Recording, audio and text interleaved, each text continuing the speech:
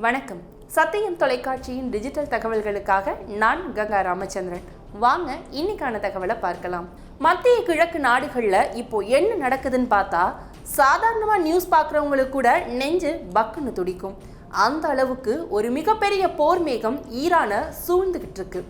அமெரிக்காவோட போர்க்கப்பல்கள் எல்லாம் வளைகுடா கடல்ல வந்து குவிஞ்சிருக்கு. இன்னொரு பக்கம் ஈரான் தன்னுடைய ஏவுகணைகளை எல்லாம் எடுத்து தயார் நிலையில வச்சிருக்காங்க. ஆனா இங்கே இருக்கிற உண்மையான ட்விஸ்ட் என்ன தெரியுமா? அந்த போரை வழிநடத்த போறது ஈரானோட அதிபர் கிடையாது. ஆமாங்க, நீங்க கேட்டது உண்மைதான்.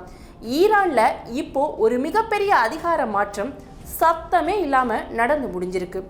ஈரானோட உச்ச தலைவரான அயதுல்லா அலி கமேனி ஒரு முக்கியமான முடிவை எடுத்திருக்காரு. அது என்னன்னா, நாட்டோட முழு பாதுகாப்பையும் போர் நடவடிக்கைகளையும் கவனிக்கிறதுக்காக தன்னுடைய நம்பிக்கைக்குரிய ஒரு தளபதியை களமிறக்கியிருக்காரு. அவரோட பேரு அலி லரிஜானி. இவரை பற்றி தான் இன்னைக்கு நம்ம முழுசா அலசி பார்க்க போகிறோம். இப்போ ஈரான்ல இருக்க அரசியல் சூழல் ரொம்பவே வித்தியாசமா இருக்கு. பிப்ரவரி 2026 இருந்து நிலைமை உச்ச கட்டத்தை எட்டியிருக்குன்னு சொல்லலாம். ட்ரம்ப் நிர்வாகம் அமெரிக்காவில் அதிகாரத்தில் இருக்கும் பொழுதே ஈரானுக்கு நேரடியாக போர் மிரட்டல் விடுத்திருக்காங்க.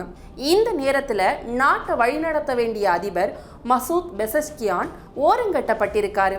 இவர் ஒரு இதய அறுவை சிகிச்சை நிபுணர், அரசியலுக்கு வந்த டாக்டர்னு கூட சொல்லலாம். ஆனால் இப்போ இருக்கிற போர் பதற்றத்தை சமாளிக்க இவரால் முடியலன்னு வெளிப்படையாகவே தெரியுது. அவரே பல இடங்களில் நான் ஒரு டாக்டர், அரசியல்வாதி கிடையாது, என்கிட்ட இருந்து பெரிய தீர்வுகளை எதிர்பார்க்காதீங்க அப்படின்னு சொல்கிற அளவுக்கு நிலைமை போயிருக்கு. இதனால தான் சுப்ரீம் லீடர் கமேனி அலி லரிஜானியை கூப்பிட்டு நாட்டோட சாவியை நீங்கள் எடுத்துக்கோங்கன்னு சொல்லிட்டாரு. சரி, யார் இந்த அலி லரிஜானி? இவரை சாதாரணமான ஆளுன்னு நினச்சிடாதீங்க. இவருக்கு இப்போ 67 வயசாகுது. முன்னாடி ஈரானோட புரட்சிகர பாதுகாப்பு படைன்னு சொல்லப்படுற ரிவோஷனரி கார்ட்ஸ் அப்படிங்கிற கமாண்டராக இருந்திருக்காரு. அது மட்டும் இல்லாமல் 12 வருடமா ஈரானோட நாடாளுமன்ற சபாநாயகராக இருந்த அனுபவம் இவருக்கு இருக்கு. இப்போ இவர் ஈரானோட தேசிய பாதுகாப்பு கவுன்சிலரோட செயலாளராக இருக்காரு. அதாவது ஈரானோட இராணுவம், உளவுத்துறை, போலீஸ்னு எல்லாத்தையும் கட்டுப்படுத்துறது இப்போ இவரோட கையில தான் இருக்கு. கமேனிக்கு இவர் மேல அவ்வளவு நம்பிக்கை இருக்க காரணம் இவருடைய அரசியல் அறிவும் இராணுவ அனுபவம் தான். இந்த நெருக்கடியான நேரத்துல ஈரானை காப்பாற்றணும்னு கமேனி நம்புறாரு. ஈரான் இப்போ சும்மா வாய் வார்த்தைக்காக மட்டும் பேசல, களத்துல இறங்கி வேலை செஞ்சிட்டு இருக்காங்க. கடந்த சில மாதங்களாகவே அமெரிக்காவுக்கும் இஸ்ரேலுக்கும் பயங்கரமான கொடைச்சல் கொடுத்துக்கிட்டு இருக்காங்க. ஈரானோட மேற்கு எல்லையில், அதாவது ஈராக் நாட்டுக்கும் பக்கத்தில் பாலிஸ்டிக் ஏவுகணைகளை வரிசையாக நிறுத்தி வச்சிருக்காங்க. இதில் பயங்கரமான விஷயம் என்னன்னா, இந்த ஏவுகணைகள் அங்கிருந்து புறப்பட்டா நேரடியாக இஸ்ரேலை தாக்குற தூரத்தில் இருக்கு. அதே மாதிரி பாரசீக வளைகுடா கடற்பகுதியிலையும் ஏவுகணைகள் தயார் நிலையில் வச்சிருக்காங்க. அங்கே இருக்கிற அமெரிக்க இராணுவ தளங்களை குறிவைக்கிறது தான் இதோட நோக்கம். இவங்க எந்த அளவுக்கு சீரியஸாக இருக்காங்கன்னா, அடிக்கடி அவங்க நாட்டு வான்வெளியை மூடி ஏவுகணைகளை சோதனை நடத்திக்கிட்டு இருக்காங்க.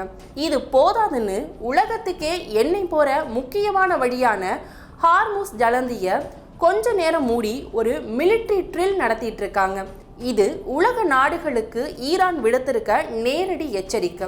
நாங்க போற விரும்பல, ஆனா நீங்க எங்களை சீண்டுனா சும்மா விடமாட்டோம் அப்படின்னு கத்தார் நாட்டுக்கு போனப்போ அலி லரிஜானி வெளிப்படையாகவே பேட்டி கொடுத்திருக்காரு.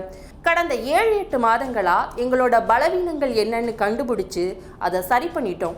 இப்போ நாங்க முன்ன விட பலமாவே இருக்கோம் அப்படின்னு இவர் சொல்றதிலிருந்தே ஈரான் ஒரு பெரிய போருக்கு மனதளவில் தயாராகிட்டு இருக்குது தெரியுது.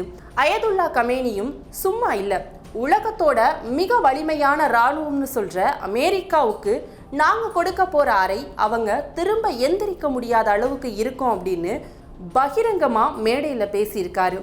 அமெரிக்கா போர்க்கப்பல்கள் அனுப்பினா அதை கடல்ல மூழ்கடிக்க போவோன்னு மிரட்டல் விடுற அளவுக்கு தைரியமா இருக்காங்க.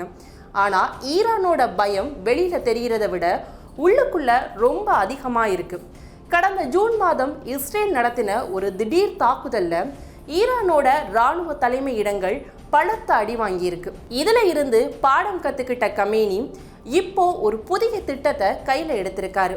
அது என்னன்னா, ஒருவேளை போர்ல கமேனி கொல்லப்பட்டாலோ அல்லது தகவல் தொடர்புகள் துண்டிக்கப்பட்டாலோ நாடு ஸ்தம்பித்து போய்விடக்கூடாது அப்படிங்கிறதுக்காக தனக்கு அடுத்து யார் முடிவெடுக்கணும் அப்படிங்கிற ஒரு 4 பேர் கொண்ட ஒரு பாதுகாப்பு திட்டத்தை அமைச்சிருக்காரு.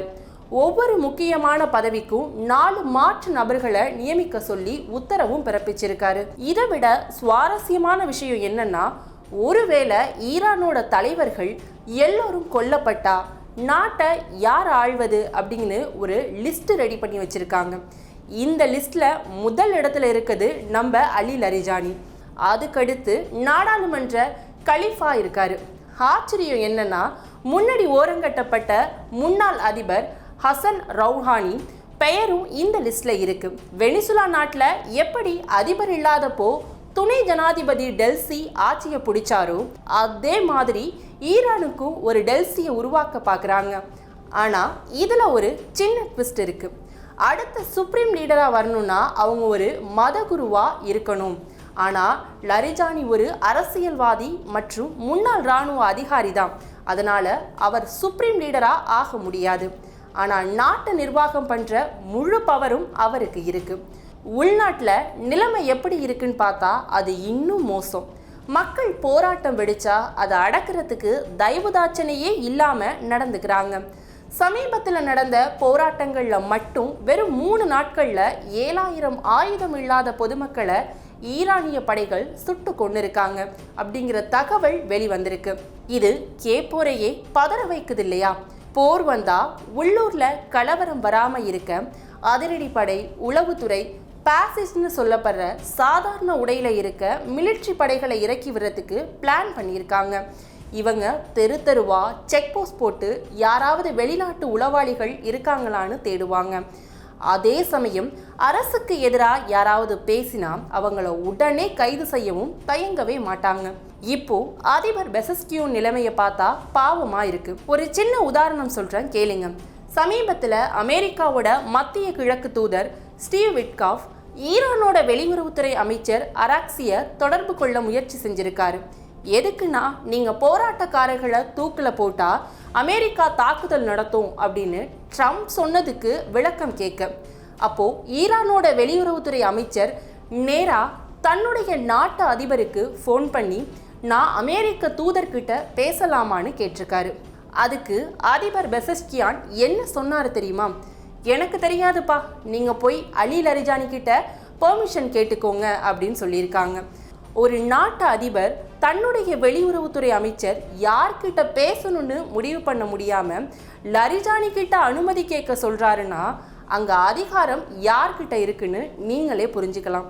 அது மட்டுமல்லாம நாட்டில் இன்டர்நெட் முடக்கப்பட்டிருக்கு.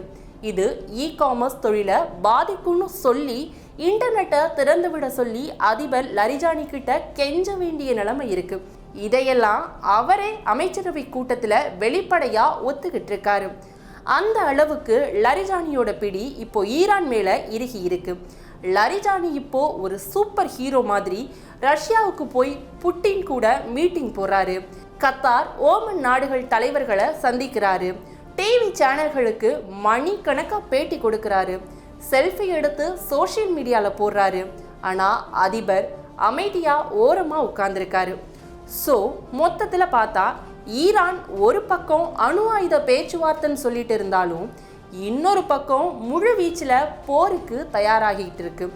அமெரிக்கா எங்களை தாக்குனா நாங்கள் திருப்பி அடிப்போம், எங்களோட சர்வைவல் முக்கியம் அப்படின்னு கமேனி ரொம்ப தெளிவாக சொல்லியிருக்காரு. போர்னு ஒன்று வந்தால் அது அமெரிக்காவுக்கும் ஈரானுக்கும் மட்டுமல்ல, அந்த பிராந்தியத்தில் இருக்கிற எல்லா நாடுகளுக்கும் பெரிய பாதிப்பை ஏற்படுத்தும். குறிப்பாக எண்ணெய் விநியோகம் தடைப்பட்டா பெட்ரோல் விலை எங்கேயோ போயிடும். இப்போதைக்கு கமேனிக்கு இருக்கிற அந்த ஒற்றை மனிதர் தான் ஈரானை உடஞ்சி போகாமல் பிடிச்சு வச்சிருக்காரு. அவர் இல்லைன்னா அந்த சிஸ்டமே உடஞ்சி போயிருன்னு எல்லோருக்கும் தெரியும். அதனால தான் தனக்கு அப்புறம் என்ன நடக்கிறதுங்கிறதுல இவ்வளவு கவனமாக லரிஜானி மாதிரி ஆட்களை வளர்த்து விடுறாரு. இப்போதைக்கு துப்பாக்கி முனையில் அமைதி காத்துக்கிட்டு இருக்கு. இந்த அமைதி எப்போ களையும், அந்த முதல் குண்டு எப்போ வெடிக்கும்னு யாருக்கும் தெரியாது. ஆனால் ஒன்று மட்டும் உறுதி, அடுத்த முறை மோதல்னு வந்தா அது சாதாரணமாக இருக்காது. ஈரானோட இந்த அதிரடி மாற்றங்களை பற்றி நீங்கள் என்ன நினைக்கிறீங்க? ஒரு டாக்டர் அதிபராக இருந்து ஒன்றும் பண்ண முடியாமல் இருக்கிறது சரியா? இல்லை லரிஜானி மாதிரி ஒரு ஸ்ட்ராங் மேன் தான் நாட்டுக்கு தேவையா? உங்கள் கருத்துக்களை கமெண்ட்டில் சொல்லுங்கள்.